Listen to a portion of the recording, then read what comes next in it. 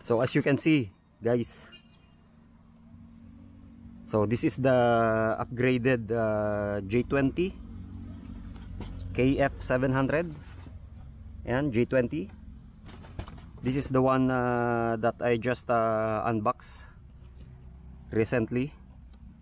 This one has twin brushless motors. So this is, I think this is the predecessor of the J20, but this one is a bit bigger, but the wingspan is almost the same. So this one is a bigger one compared to this J20 twin brushless motor. Look at the difference. So this one is more smaller. Yan, the difference, see the difference. But the advantage of this is it is equipped with two brushless motors. Unlike this one, it is equipped with EDF, electric ducted fan, so brush motor. So underpower in my opinion, but we will try to fly that later para makita natin. So this one, maiden flight. So yun guys, maiden flight of my J20 KF700. Yan, ito yung box. Yan, J20 aircraft. So may ano siya, capable of vertical flight. Pwede siyang vertical flight. So this time I don't know kung kaya nating but today simple flight only to get to just familiarize with the aircraft, like yung controls nya, yung behavior, and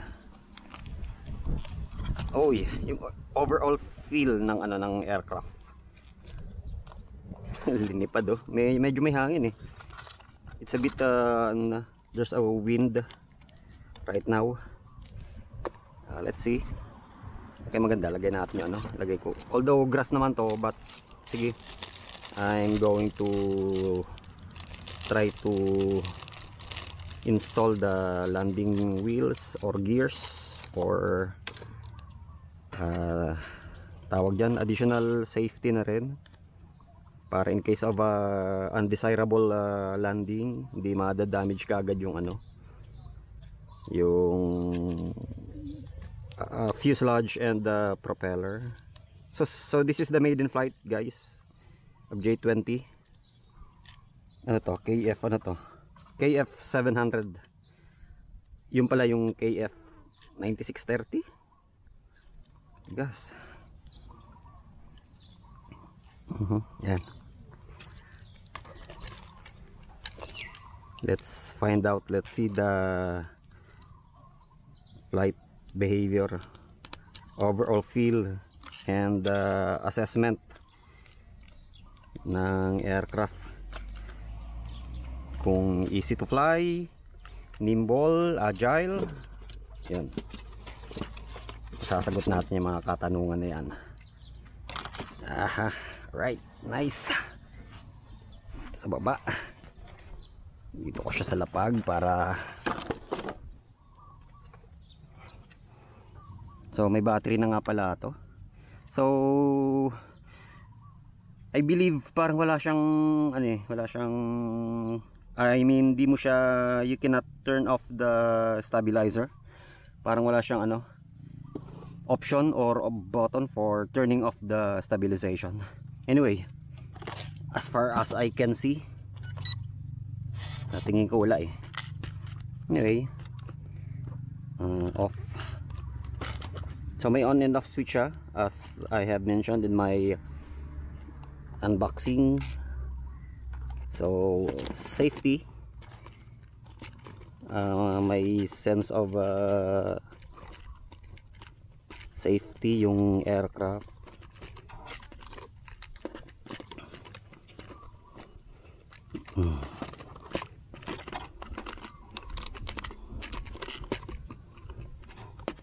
Hirap.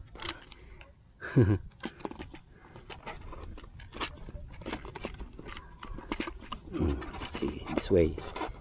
Oh, hirap ipasok kung ayun. So sadly, isang battery lang yung I just purchased the one with the single battery. So limited yung time ko. So like like for example, pagka of course pagka nalobat siya, I can no longer fly for another round, for second round, because wala na battery. Yun, up and down. Then let's see. Yun, control surfaces. And then ito nga pala yung button. I think ito yung speed button, high rate, low rate, I think. Let's see. Ayun, high rate, low rate lang. Then ito 360 button, may 360 button siya, parang stunt button. Then ito yung function for vertical flight and inverted flight. I think ito wala. This is fake. Anyway, hand throw. Syempre, hand throw ako kasi walang magandang landing dito or runway. Yan. So maliit lang siya. Compared dito, kala ko the same, almost the same size. Kahit yung wingspan niya is a tad smaller. Yan, maliit, tapos maikli, short. Anyway, let's see. Stabilize. Ayan. Lahat nga ba, tulad na sinabi ko, wala pa nga palang wala nga palang tawag dito, you cannot turn off the stabilization. There's no way you can turn off the stabilization. Lahat stabilized mode, stabilized flight. Pero this is a powerful RC plane because yung size niya is maliit and then small size, and it has two brushless motors. Then malaki siya. I think this is a powerful RC plane. Anyway, so hand throw kasi yun, walang runway dito. Hopefully maganda yung unang throw natin or hagis. Okay, let's go. Hawa. First straight lang muna. Andun yung hangin, papunta dun. Siguro dito ako mag-hand throw. A bit right. Right, 1, 2, 3. Ayun. Okay, good. So far.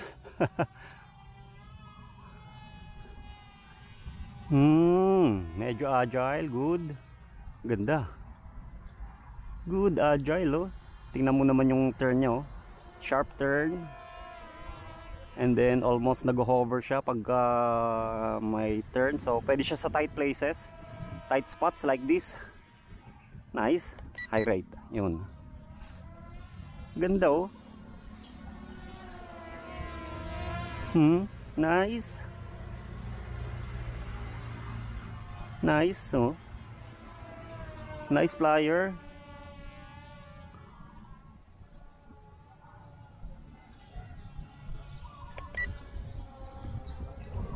Nice flyer. Brushless motor. Nice. Ganda. Initially, uy, man. What happened? Parang ganun siya. Buti na lang grass eh. And soft yung ground. Pero what happened? Parang nagano siya. Di mo maipaliwanag. Parang naano siya sa turbulence. Naapektuhan siya ng turbulence or parang nag-whirlwind siya. And ayun.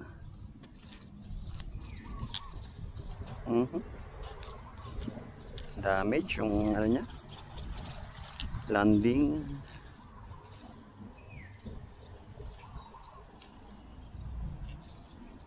Okay, anyway,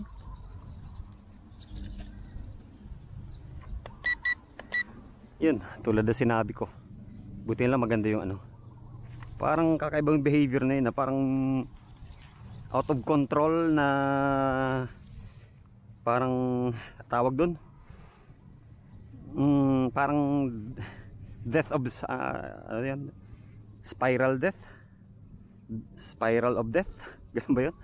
Parang ganun. Anyway, one more try. That spiral, parang ganun. Parang out of control na ano, bumulusok. Stall, yun, nag-stall. Out of control, you can no longer control. And eventually bagsak, crash. Good thing ano lang siya, lightweight and soft yung ground. Anyway, one more try, let's see. Dito yung hangin eh. Yun na lang hangin. One more. Parang nagkaroon ng ano eh, stall.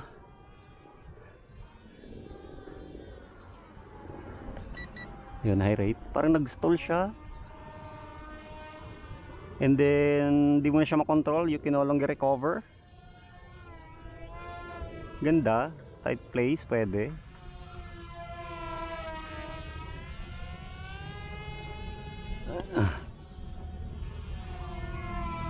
Parang nag-stall siya eh. Hindi nga parang, talagang it really stalled.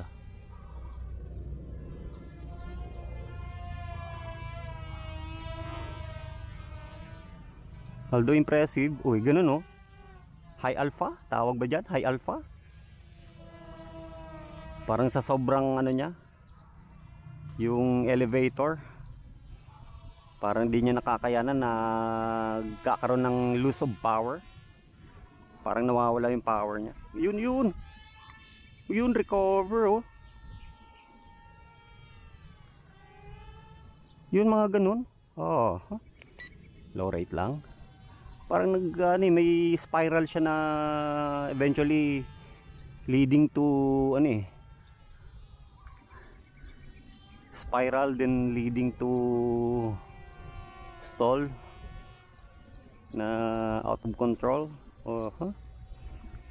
Siguro hindi to advisable na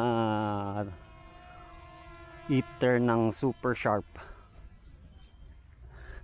Anyway, sa ano yun eh, sa high rate nangyari. Ito low rate.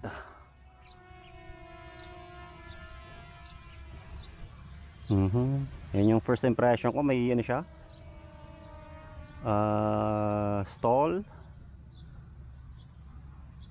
then it do spiral. I think it's a high alpha, then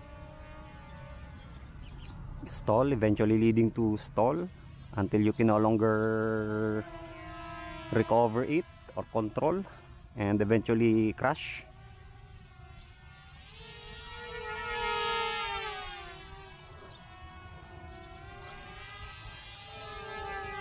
Ganda sa tight place, impressive, but yun, may nangyaring ano, kakaiba. Nag-stall siya. Tingnan ko nga to. Ano yan? Sinusubukan. In-reverse siya oh. Ayan oh. Ayun, naka ano siya oh.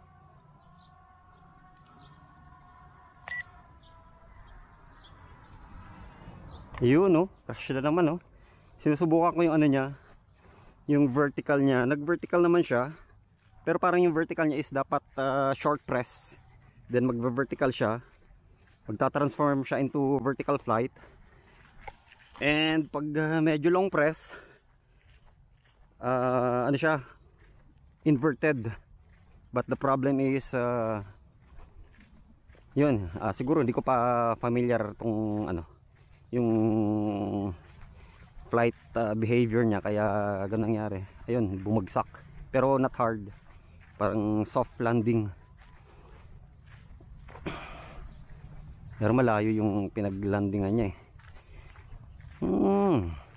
There's something with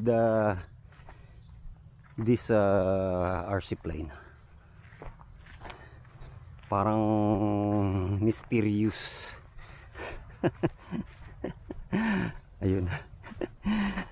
Parang may mystery yung bumabalot sa kanya.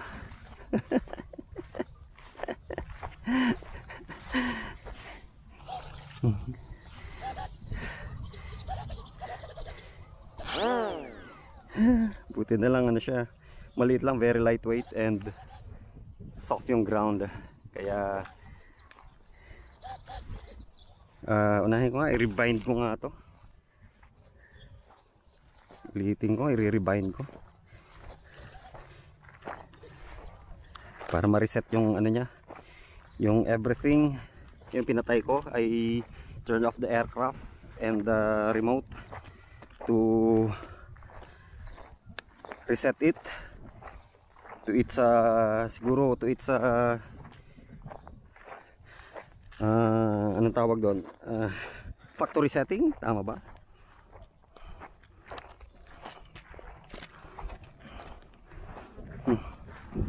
Anyway, nireset ko siya, then try ko ulit. Okay. Ay, ba't ganun?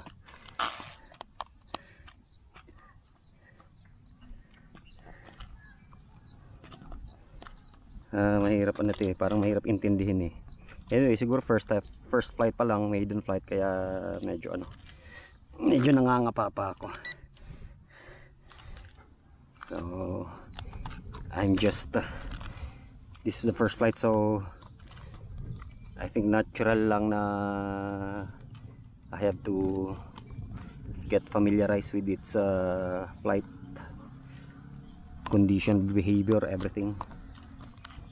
Okay, on. Bind. Yan.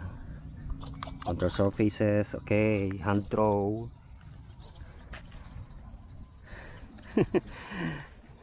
Medyo may something to eh. Siguro sa sobrang liit niya, siguro sa ano niya, sa size niya, it has something to do with the size, yung flight behavior niya, the way it flies. Siguro it has something to do with the size. Anyway, yun, may hangin, there's a slight breeze. Okay.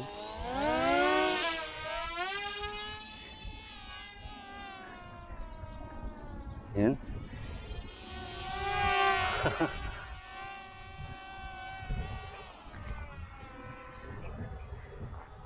Yun o, ganun o,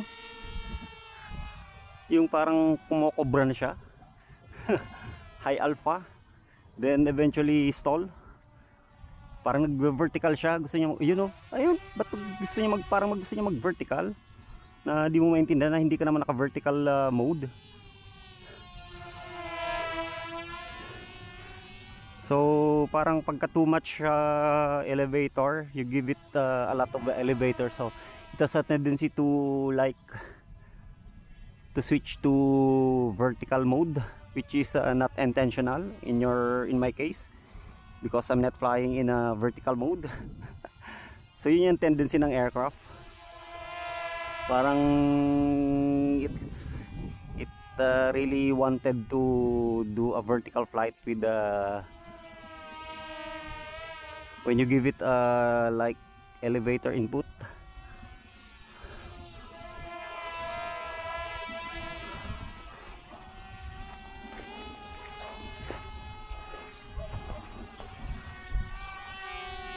Especially sa high rate.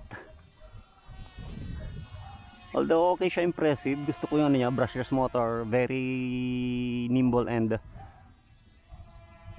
agile. But yun ang tendency niya. It's like it want to do a vertical flight.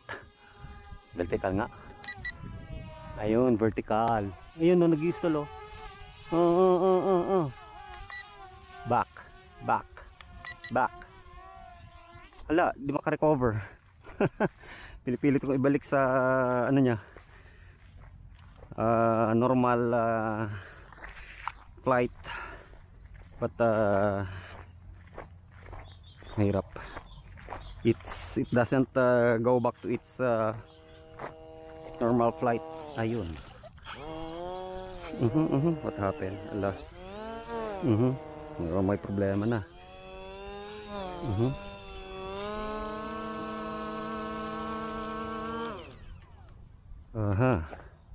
So there's something wrong with the aircraft. Okay, reset ulit. Ayun, maiden flight. Okay naman siya, easy to fly, but yun nga, may ano siya, may behavior na especially pag ginamit mo yung vertical mode. Parang it's hard to it's confusing, parang nako-confuse yung aircraft, and syempre pag na-confuse yung aircraft, the pilot will get confused also. Because parang it's like it doesn't behave the way you expect it to behave, because pagka pinush mo yung vertical mode niya, nagve-vertical siya, but the problem is parang it's out of control, parang it's very twitchy. Okay, another try, pero may battery pa naman siya.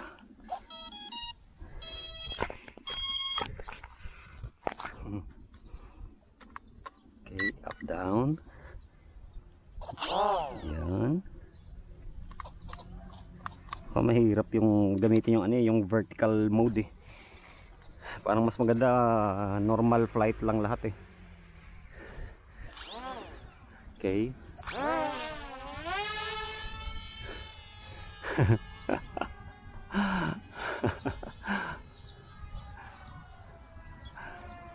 Okay siya sa ganyan, sa normal flight. Pero pag ginamit mo na yung vertical flight and inverted, yan, confusing na. Mukhang kahit yata expert ay ano eh. ayun na naman, oh, gano'n oh.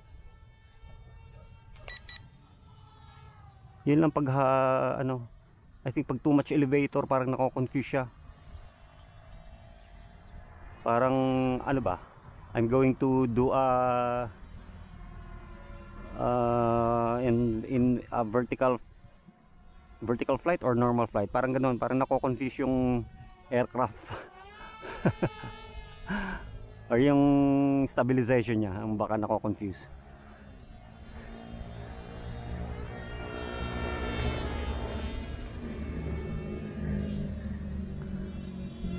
So far okay naman siya sa normal mode. Yeah, ganyan. But pag ginamit mo na yung inverted, ayun na, doon ka naman mong problema.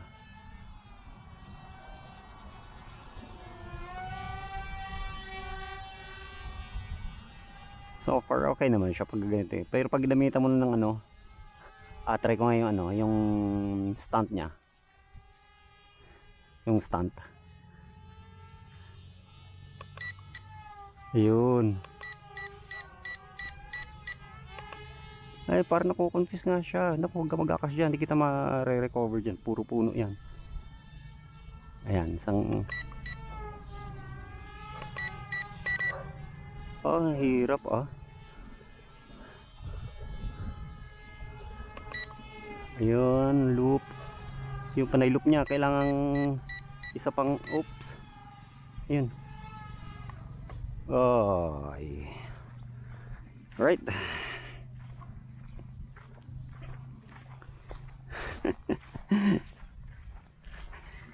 Something is wrong. Parang mahirap kabisaduhin eh. Mahirap kabisaduhin yung niya, flight modes niya.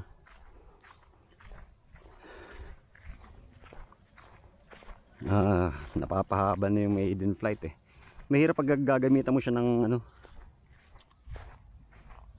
it's hard to, parang hindi siya ordinary.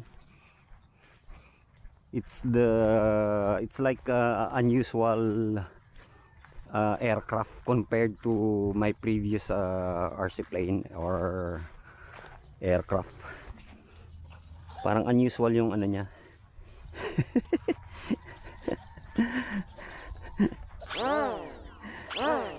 Pag ginamitan mo ng, reset ko na lang, pag ginamitan mo ng stunt button, parang I don't know kung babalik ba siya or you have to press it again so that the aircraft can go back to its normal flight. So I don't know kung you still have to press the 360 or the stunt button or not. to just go back to its normal flight mode or 6G mode. Ang hirap ano nito. All in all, sa ano niya, sa normal flight, it's okay, good siya. But pag ginamitan mo ng stunt, ito stunt button and then vertical mode, vertical flight, yun na, doon na ang problema. Last one na talaga to, reset. Last na to, this is the very last.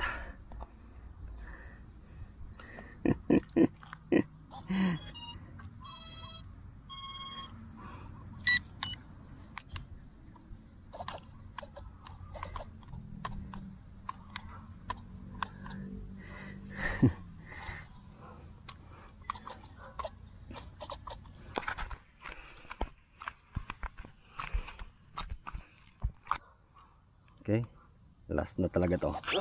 Puro ano lang, puro normal flight, stabilized flight, no stunt, no vertical.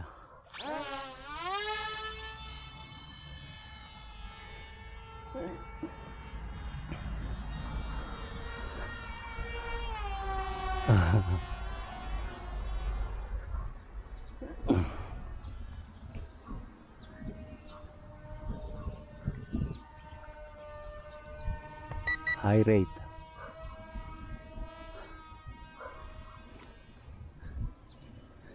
Yeah, yun. Parang nag-aano siya eh, oh. Parang gusto niya mag-vertical flight. Oh. Ayun ang problema. Parang gusto niya mag-vertical flight na, but you are in a normal mode. You are not in a vertical flight mode. But the aircraft is like it wants to do a vertical flight when in fact you are not in a vertical mode flight. How come? How come? How come the baby come? Okay, siguro in my second test, right, this is enough for you. Maybe in a second test it will do better. How come?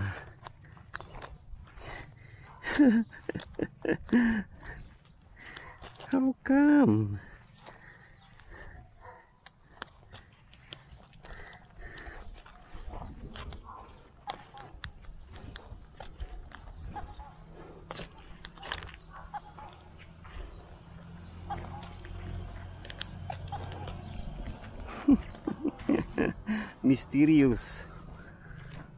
Mysterious aircraft. Anyway, at least i-educate natin yung viewers and yung mga would-be buyers. At least I can provide a warning, a video, a basis as to whether to buy or not. It's up to them. You just watch the video and you judge the video.